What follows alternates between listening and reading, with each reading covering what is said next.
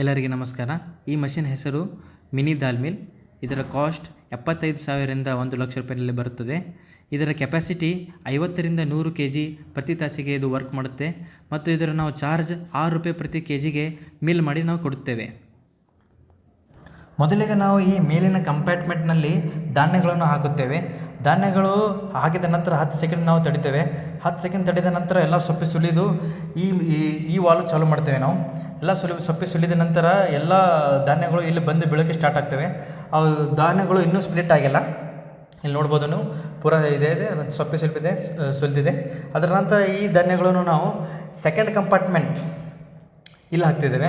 ಇಲ್ಲಿ ಹಾಕಿದ ನಂತರ ಇದು ಮಿಲ್ಲಿಂಗ್ ಮಾಡುತ್ತೆ. ಮಿಲ್ ಮಾಡಿ ಧಾನ್ಯಗಳನ್ನು 2 ಪೀಸಾಗಿ 2 ತುಂಡಾಗಿ ಕತ್ತರಿಸ್ತದೆ. ಇದು ಇವನ್ನಾಗಿ ಕತ್ತರಿಸೋದಿಲ್ಲ. ಅದರ ನಂತರ ಇದಕ್ಕೆ ಇನ್ನೂ ಚೆನ್ನಾಗಿ ಕತ್ತರಿಸೋದಕ್ಕೆ ಈ ಕಂಪಾರ್ಟ್ಮೆಂಟ್ 3ನೇ ಕಂಪಾರ್ಟ್ಮೆಂಟಲ್ಲೇ ಹಾಕ್ತೇವೆ.